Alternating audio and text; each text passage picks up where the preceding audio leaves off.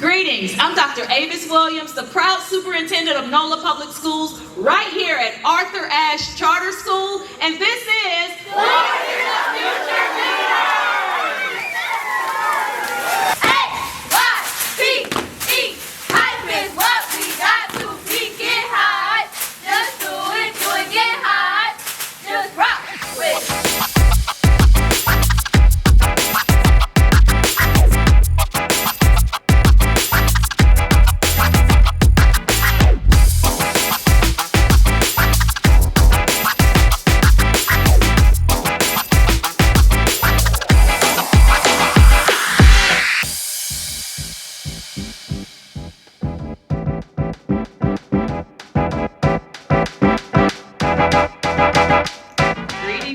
Greetings, I'm Dr. Avis Williams, the proud superintendent of NOLA Public Schools, right here at Arthur Ashe Charter School, and super excited to bring you Voices of Future Leaders today. And we call it Voices of Future Leaders, but what I know for sure is that our young people are leaders now. You're leaders now, all of you.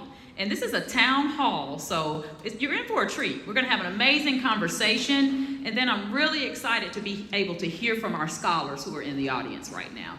So we're going to dive right in and get started. And the first thing that I want our panelists to do, of course, they're going to introduce themselves, and then I want them each to share what their superpower is. And young people, I want you all to know you all have a superpower. And that's simply something that you do better than anybody else. What is your strength? What is your superpower? And so we're going to start with our special guest today, George Lee, also known as Conscious Lee. How are you this morning? I'm doing good. I'm doing even better now, seeing all these amazing, beautiful faces. Shout out to y'all this morning. Absolutely. Yes, I'm George Lee. People know me as the Conscious Lee. My motto is education is elevation. I'm looking forward to having this conversation today. I was taught that if you fail to plan, you've planned to fail. And with y'all having a conversation about being future leaders, we're gonna be very intentional about making sure the plans that we're thinking of right now is none that deals with failure.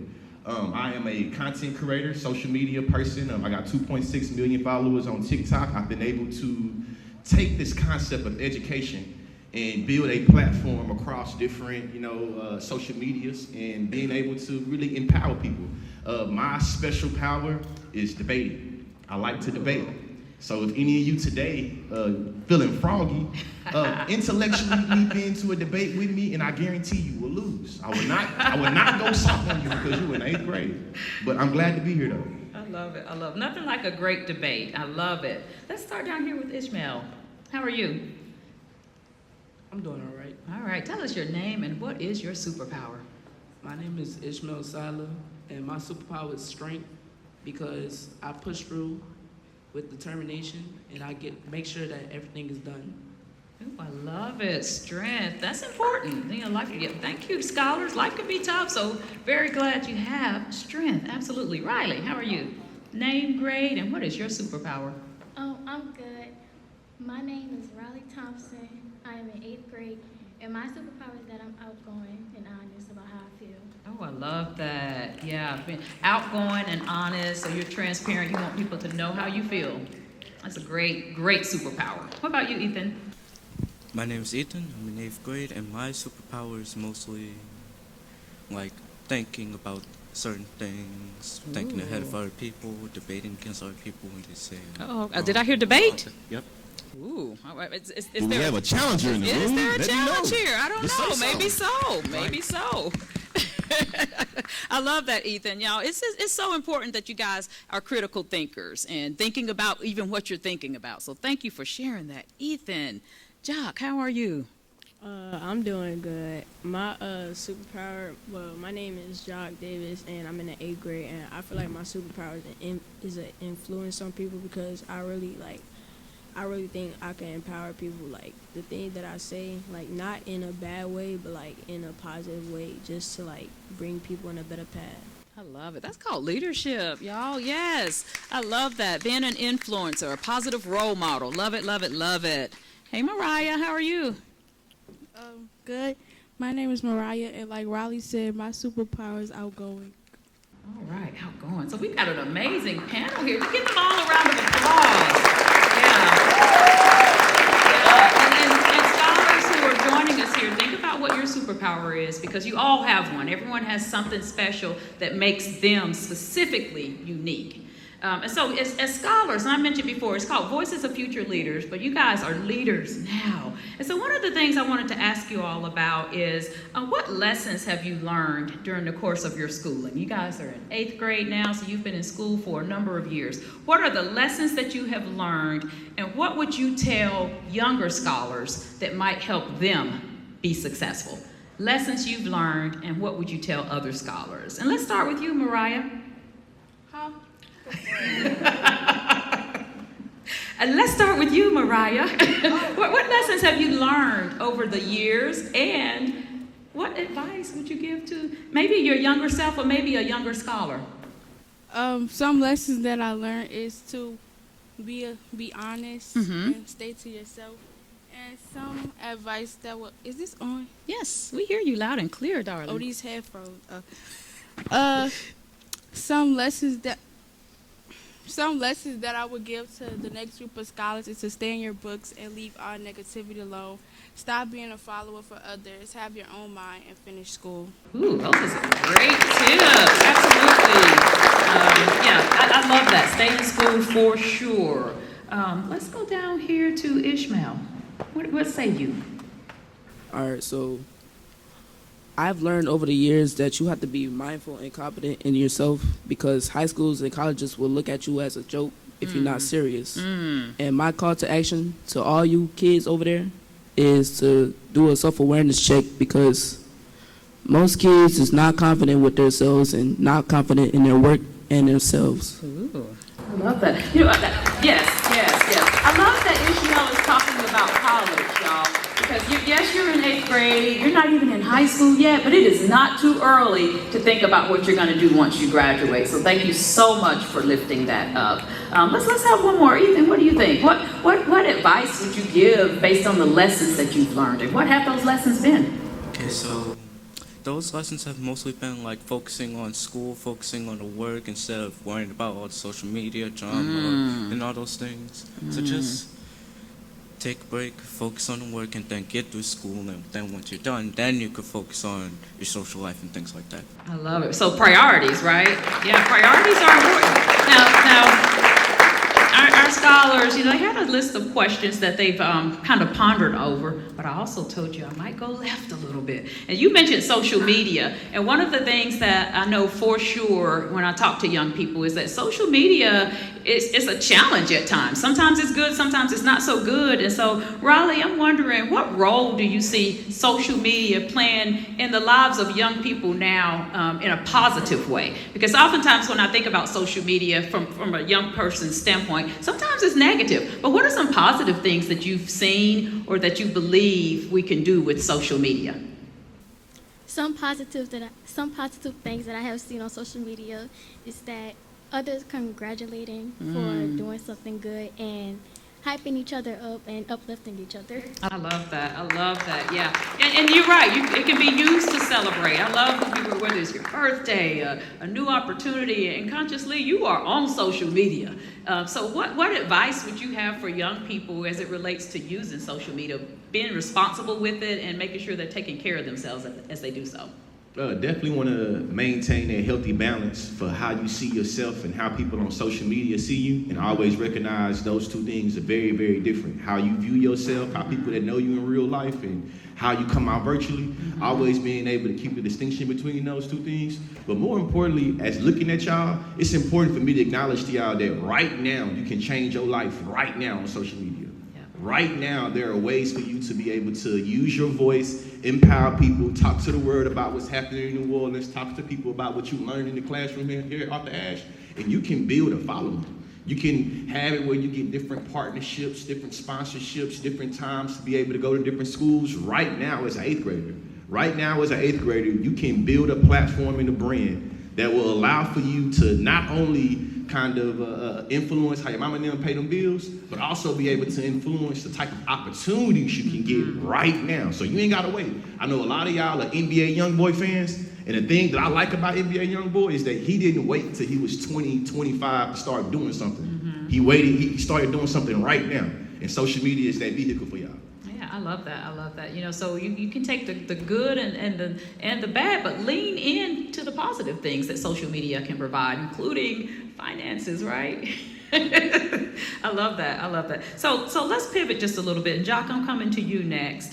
You know, this is an election year, and of course, you all are too young to vote right now. You know, you're not ready to vote yet. And when the time comes, please register and make sure that you vote. But one thing that I'm curious about is if you were in charge of the world, in charge of our country, what would you do differently? And I'm gonna start with you, Jock. Thing that I would do differently is first change some school policies, because sometimes people do be making school seem like it's a healthy, I mean, I'm not gonna say healthy, but an educational and fun experience, but sometimes it could be like a very negative, and you not wanting to go to school like every day, it can have like a bad impact. So I would change, the first thing I would change is mostly just school policies and how teachers and principals be more strict on their rules. Make them more strict? Well, not more strict, but... So I thought I heard Dr. Pence, I thought he said he wanted more strict rules. Madam Principal, did I not hear that?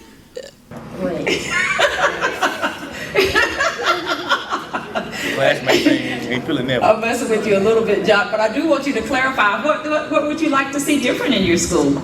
I would like to see, like, sometimes people could get bullied, and sometimes people could like take it as a joke, and they might not take it as a joke, but other people won't.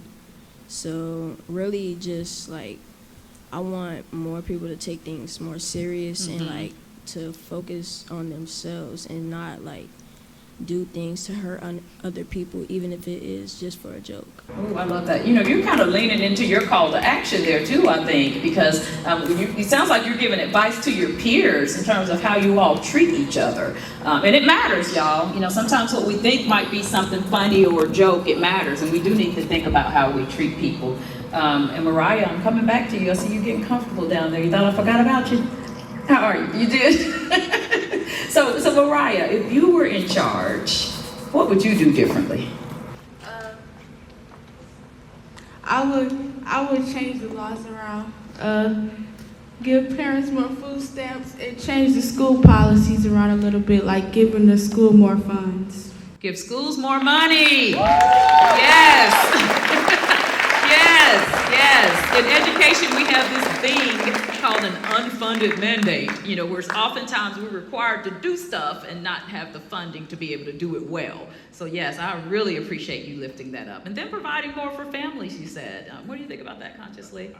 I think that when kids come to school and they ate sleep for dinner the night before, it is hard for y'all to concentrate and for y'all to learn. So we were able to address the way that people are able to eat at home and make it where they don't have to choose between paying the bill or buying a meal, or make it where, you know, eating hot Cheetos and that's your dinner, you know? Yeah. So being able to give more food, give resources, give food, I think it's a great thing. And I know that throughout the country, there are a lot of communities that would benefit gracefully from getting more resources around food. I love it. I love it. I love it. Love it. Well, actually, real quick, show of hands. Who's familiar with the term like food desert, food apartheid? Who's familiar with that? Or food insecurity. Food insecurity. Yeah. Okay, so a few of y'all. So just to throw out a little jewel. The concept of food apartheid or food insecurity is about how certain communities don't have access to like grocery stores, or don't have access to, you know, getting nutritious food, but only like McDonald's or only like a corner store. So a lot of communities throughout our country deal with food insecurity or food apartheid, where they don't have access to get good food. So shout out to you for that amazing answer.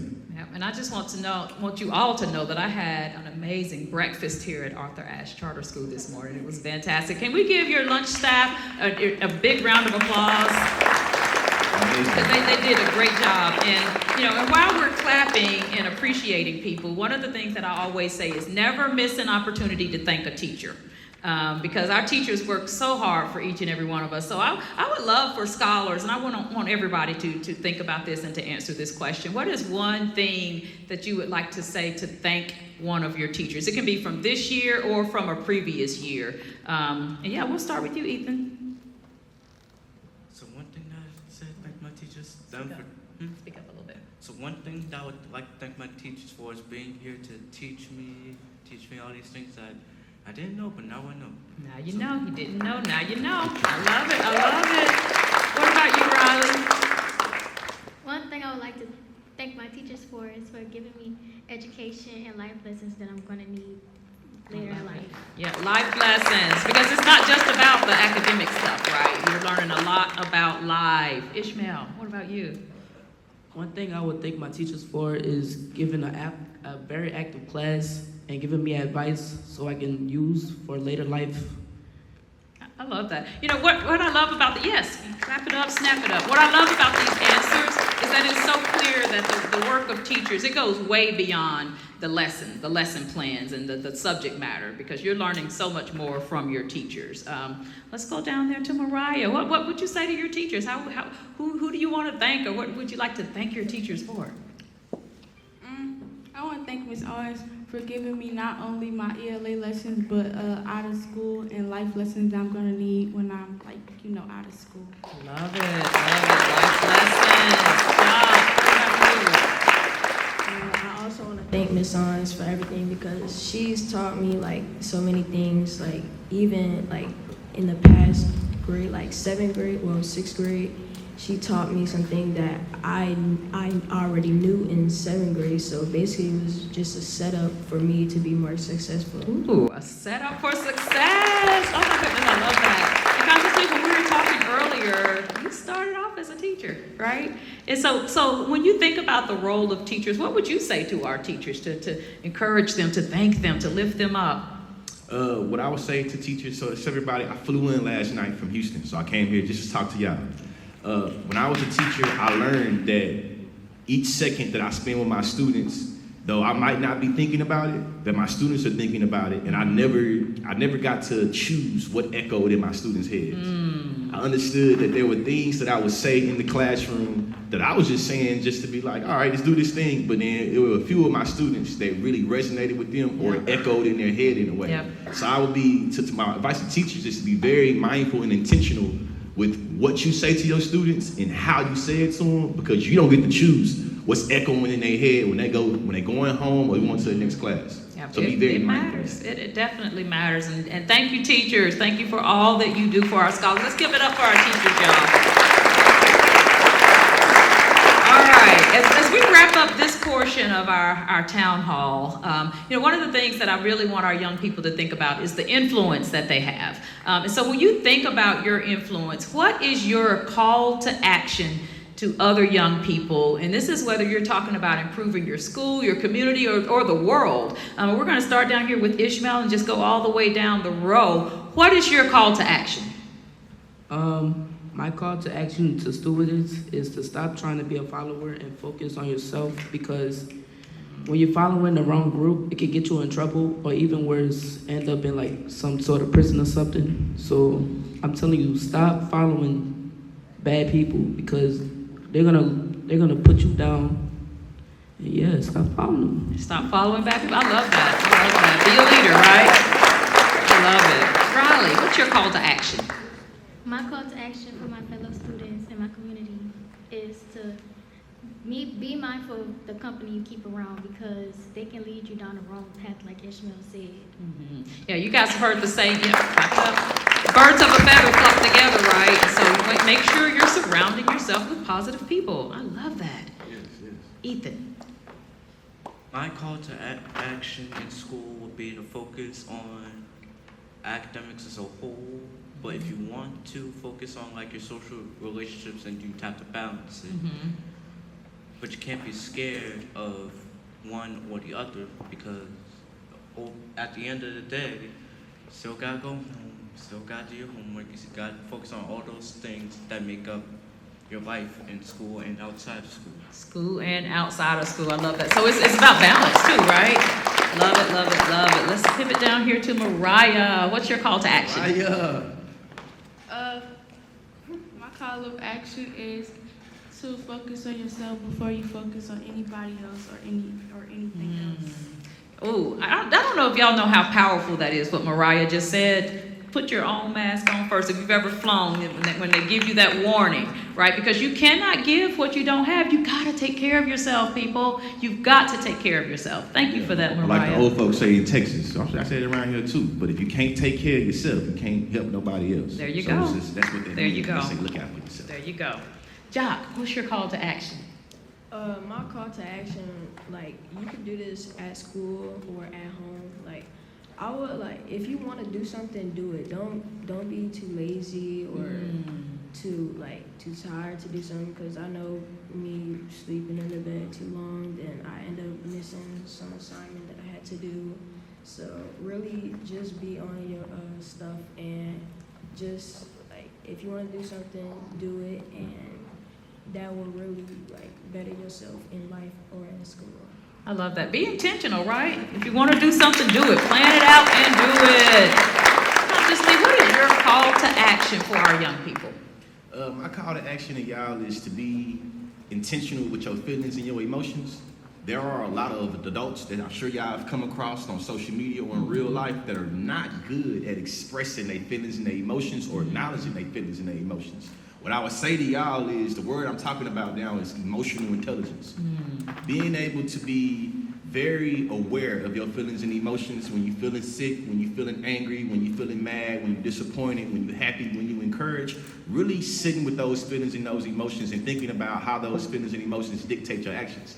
Again, there are a lot of adults. Yeah. I'm sure you know some. Yeah. That is not good at not only acknowledging their own feelings and emotions, but acknowledging y'all's. It starts right now in being able to exercise this intelligence that we're gonna say is emotional intelligence. I love that. Emotional intelligence. Give it up for Consciously, y'all.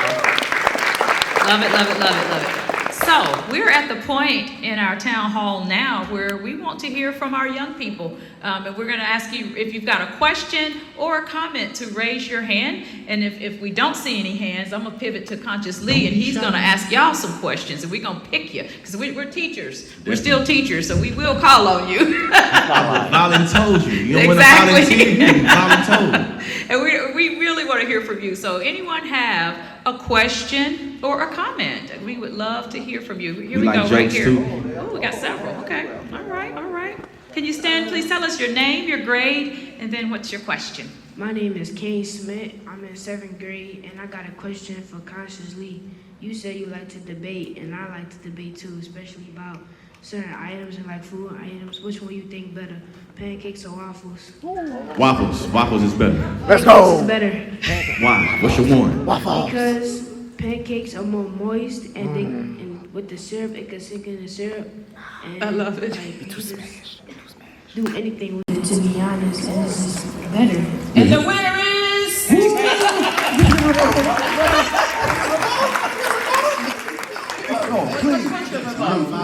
My rebuttal is that waffles are better because they have the versatility of being able to be crispy and moist.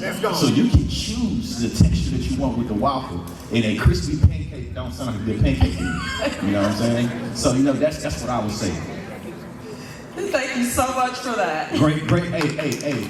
We didn't talk about, you might want to look into some debating. Debating changed my life, and that's how I was able to start my debate career. That's how I started to start my influencing career, is being able to learn how to say what I mean what I say. You should definitely look around here. There are debate programs here in the city that you should definitely be, looking for. Maybe we'll be starting one at Arthur Ashe or another first line school. No, I just happen to be a Hall of Fame debater, right? I love it. I love it.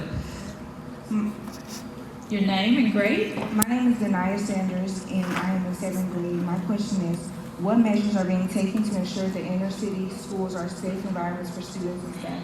Oh, I love that. And safety is so important. Thank you for that, Denaya. So when we think about safety, it's everybody's responsibility. Let me say that first and foremost. It is everybody's responsibility to make sure you guys are safe. And I work with a number of groups, including law enforcement, including mental health experts. And what I would say to you is that there are lots of efforts being made, but we still need to hear from you, and we still need everybody to do their part, because it takes our whole community to ensure safety, not just in our schools, but in our community.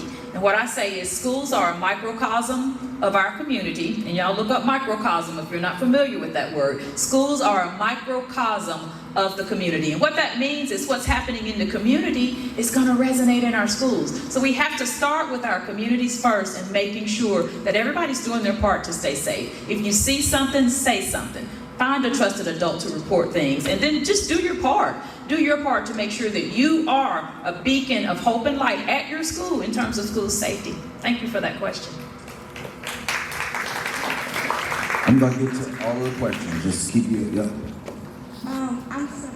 I'm Sanaya Byron, and my question is, I'm in 7th grade. My question is, how does your education plan promote racial economic equity across the school system, particularly for inner city students? Ooh, gosh, that's a loaded question. I love that. So my core values are equity, excellence, and joy. And so I really want to make sure that we're doing what's best for all of our students. But what I really lean into is the students who are the furthest away from opportunity. And what that means is, where are the needs greatest? And so I have a whole team who works to make sure we're identifying the needs and then providing the necessary resources. And your teachers, leaders, and staff right here at Arthur Ashe are doing the exact same thing. And just like I said before, it does take all of us. There are a lot of community efforts to make sure that we're looking at racial diversity and opportunities for all students and for all people within our community. We do have a very diverse community, and there are a lot of needs. So that's a very good question, and it's something that we have to continue to think about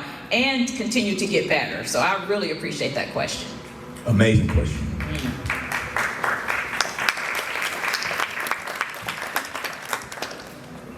Hi, my name is Brian Mitchell. My question is, I'm in 8th grade. My question is, what strategies are being implemented to improve academic achievement and close the achievement gap for inner city students? Oh, you guys are, am I being interviewed? I love that. I love that. Yeah, so one thing that we know for sure is that a quality education is a difference maker. And especially when we start thinking about, you were talking earlier about food deserts and food insecurity. A lot of that has to do with the economics within that community, right? And so the only way that we can change outcomes is to change education. And one of the things that we're really working hard to do is to make sure that your teachers, leaders, and staff have all of the latest resources, tools that you need in order to be successful. And that's whether we're talking about professional development or the best computers and technology, but also that we're being trauma informed and that we're thinking about your mental health and wellness.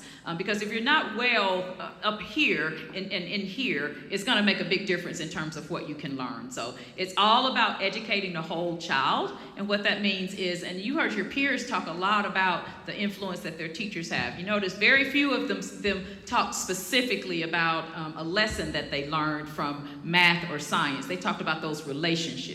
And so improving those relationships will be a huge part of making sure that we're closing achievement gaps, keeping kids in school, and making sure that you're learning so that you can be successful. Does anybody out there have perfect attendance this year?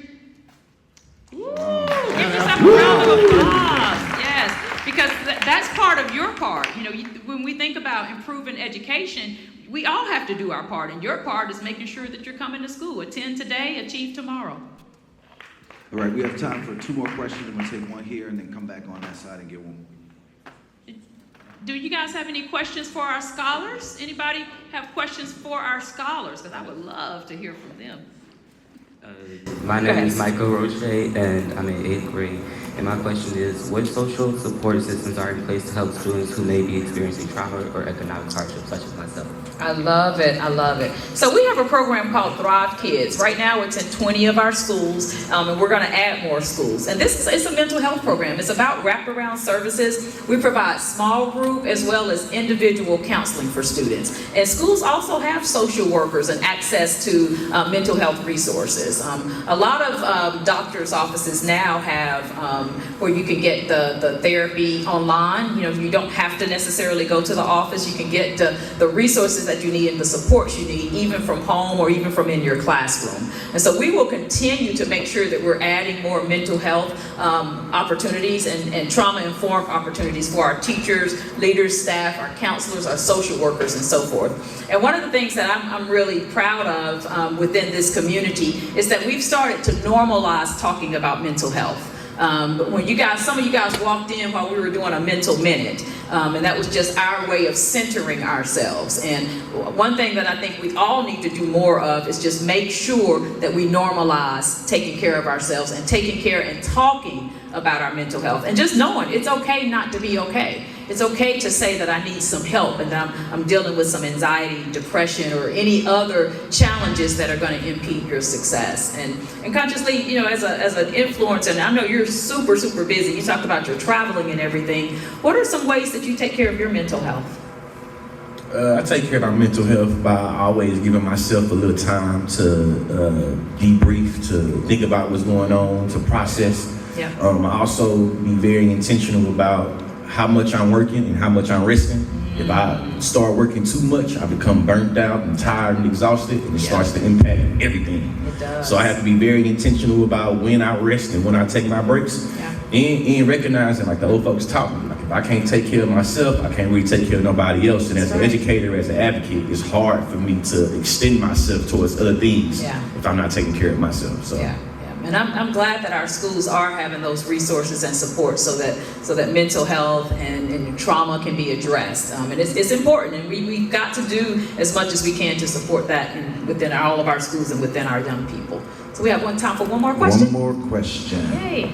My name is Camry Moore, and I'm in the 7th grade. My question is, what partnerships are you developing with local organizations to provide additional support to students and families in inner city areas? Ooh, so many. One that I'll lift up is STEM NOLA. You guys know that we live in an age of technology, and Dr. Calvin Mackey is world renowned for the work that he does in STEM research. And so STEM NOLA is a huge partnership for us. We also have partnerships within the community, like NORD for recreation. And you know, one of the things that I really want to hear from young people is, what do you need? Because the reason that we do this is to amplify your voices. Because yes, we have some thriving partnerships within our community. And my question is always, but what do you need? You know, what are some things that we can do more of or do better in order to reach your needs? And I mentioned before that schools are a microcosm of the community. One of the reasons we need partnerships is because that's what the community consists of. And in order for us to do the best job that we can, we have to include everybody. So those partnerships absolutely matter. I also love our partnership with the public library. I think it was just last week was Public Library Day. I think that's what it was called. And we were encouraging people, get your library cards, go to the library, read books. We've got lots of great partnerships around the city, and we need more, and we have to know what you all need in order for us to serve you best. And so that was our last question from the audience. And consciously, I'm going to pitch it to you one more time to see if you've got any closing thoughts for these amazing young people.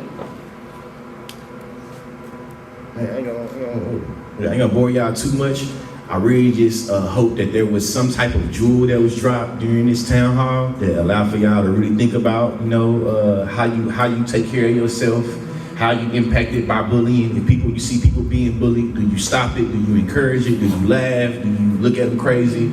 You know, are you following the trends, or are you trying to be a leader? Are you ignoring your feelings and emotions, or are you acknowledging your feelings and emotions? Really, the time is now. You don't have to wait till you get to high school. You don't have to wait till you become an adult. What you're doing right now would definitely impact how next year goes, how 2 years goes, how I'm 33 years old. What y'all doing right now, it will have influence on when you turn 33. Yep. The last thing I would say, I think it was very powerful when I heard it, and it's very simple. If you fail to plan, you have planned to fail. If you fail to plan, you have planned to fail. What is your plan? Plans change, but the lack of a plan is not good. I love it. I love it. So be intentional. Yes. And so, as I stated before, this is Voices of Future Leaders, and this is our town hall right here at Arthur Ashe Charter School. And we call it Voices of Future Leaders, but again, you guys are leaders now, and your voices need to be heard. And I want to say a special thanks to our scholars who participated today. Give them another big round of applause. Ishmael, Riley, Ethan, Jock, and Mariah. And special thanks to you, Consciously. We appreciate you taking the time to be here. And scholars, I want you to know that I see you, I hear you, and I love you. And we'll see you next time for another episode of Voices of Future Leaders.